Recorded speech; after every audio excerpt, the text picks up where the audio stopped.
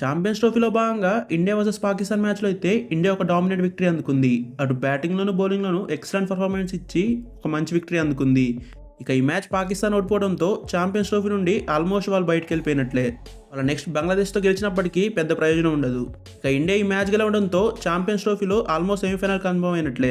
బౌలింగ్లో కుల్దీప్తో పాటు అందరు బౌలర్స్ కాంట్రిబ్యూట్ చేస్తే బ్యాటింగ్లో మాత్రం విరాట్ కోహ్లీ ఒక ఎక్సలెంట్ సెంచరీ చేశాడు. ఇక తనతో పాటు శ్రేయస్ అయ్యర్, శుభ్మన్ గిల్ కూడా ఒక మంచి ఇంపార్టెంట్ నాక్ ఆడారు. ఇక ఓవరాల్ మ్యాచ్ చూసుకుంటే పాకిస్తాన్ అయితే ఎక్కడ కూడా పోటీ ఇవ్వలేకపోయింది. అటు ఫీల్డింగ్లోను, బౌలింగ్లోను, బ్యాటింగ్లోను మూడిట్లోనూ ఫెయిల్ అయ్యి ఈ మ్యాచ్ ఓడిపోయారు. ఇండియన్ టీం అయితే ఎక్కడ కూడా ఈ మ్యాచ్ ఓడిపోతాం అనే ప్రెజర్ అయితే ఫీల్ కాలేదు. దాంతో ఈ మ్యాచ్లో ఒక ఎక్సలెంట్ విక్టరీ అందుకొని ఆల్మోస్ట్ సెమీఫైనల్ స్పాట్కి కన్ఫర్మ్ అయిపోయారు. ఇక ఈ మ్యాచ్లో టాస్ గెలిచి పాకిస్తాన్ టీం అయితే బ్యాటింగ్ ఎంచుకుంది. వీళ్ళ బ్యాటింగ్ చూసినంత సేపు అయితే ఒక టెస్ట్ మ్యాచ్ చూసినంత ఫీలింగ్ వచ్చింది. Mainly captain Rizwan and Saud Shakeel వీళ్ళిద్దరు క్రీజ్లో ఉన్నంతసేపు అయితే ఆల్మోస్ట్ లిటరల్ ఒక టెస్ట్ మ్యాచ్ భయ్యా. ఆల్మోస్ట్ 25 ఓవర్స్ బ్యాటింగ్ ఆడితే అందులో 16 ఓవర్స్ డాట్ బాల్స్ ఆడారు. దాన్ని బట్టే చెప్పొచ్చు పాకిస్తాన్ బ్యాటింగ్ ఎలా ఉందో. ఇక ఓపెనర్స్కి వచ్చిన బాబర్ ఆజమ్ అండ్ ఇమామ్ ఉల్ హక్ వీళ్ళిద్దరైతే చాలా స్లోగా స్టార్ట్ చేశారు. మెయిన్లీ ఇమామ్ ఉల్ హక్ అయితే 40 స్ట్రైక్ రేట్తో మాత్రమే ఆడాడు. ఇక బాబర్ ఆజమ్కి మంచి స్టార్ట్ వచ్చినా కానీ హార్దిక్ పాండే ఓవర్లో ఒక మంచి 4 కొట్టి వెంటనే అవుట్ అయిపోయాడు. ఇక బాబర్ అవుట్ అయిన వెంటనే ఇమామ్ ఉల్ హక్ కూడా రన్అట్ రూపంలో అవుట్ అయిపోయాడు. ఇక నెక్స్ట్ వచ్చారు భయ కెప్టెన్ రిజ్వాన్ అండ్ షౌద్ షకీల్ వీళ్ళిద్దరైతే చాలా స్లోగా ఆడారు.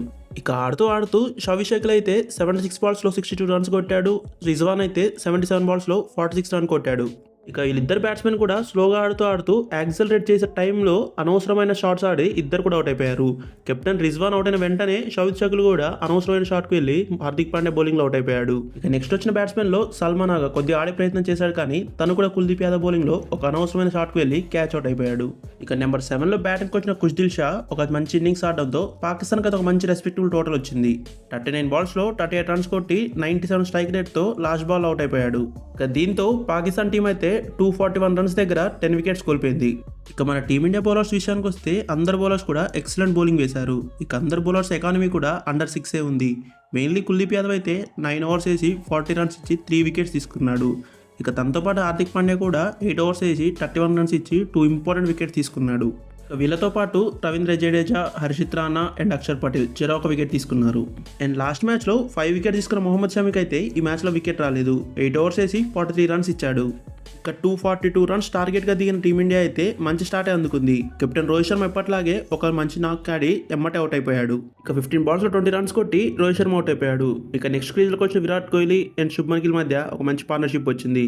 ఇద్దరు కూడా మంచి ఎటువంటి రిస్క్ తీసుకోకుండా మంచి సింగిల్స్ తీసు స్ట్రైక్ రొటేట్ చేశారు. కానీ అబ్రార్ వేసిన ఎక్సలెంట్ బాల్తో శుభ్మన్ గిల్ అయితే బౌల్డ్ అవుట్ అయిపోయాడు.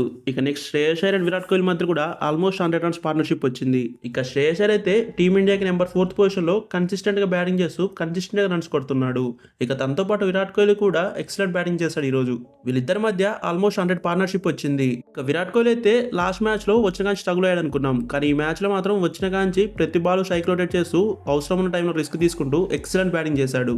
ఇక విరాట్ కోహ్లీ అయితే ఎక్సలెంట్ బ్యాటింగ్ చేసి ఈ సెంచరీతో ఓడిఐస్లో 51st సెంచరీ కంప్లీట్ చేశాడు. ఇక ఆ సెంచరీ కూడా పాకిస్తాన్ ఎగనిస్ట్ రావడం అయితే ఒక స్పెషల్ అనే చెప్పాలి. ఇక 96 రన్స్ దగ్గర ఉన్నప్పుడు ఒక మంచి 4 కొట్టి తన సెంచరీ కంప్లీట్ చేసుకుని ఇండియాని గెలిపించాడు. ఇక ఓవరాల్గా ఈ మ్యాచ్ చూసుకుంటే ఇండియా మాత్రం డామినేట్ విక్టరీ అనే చెప్పాలి. పాకిస్తాన్ టీం అయితే ఎక్కడ కూడా గేమ్లో లేరు. అటు బ్యాటింగ్లోను, బౌలింగ్లోను, ఫీల్డ్లోను మూడిట్లోనూ ఫెయిల్ అయిపోయారు. ఇక ఇండియన్ టీం అయితే ఈ విన్తో ఆల్మోస్ట్ సెమీఫైనల్ స్పాట్కి అయితే కన్ఫర్మ్ అయినట్లే. Thank you. వీడియో నచ్చితే లైక్ కొట్టి ఛానల్ సబ్స్క్రైబ్ చేసుకోండి.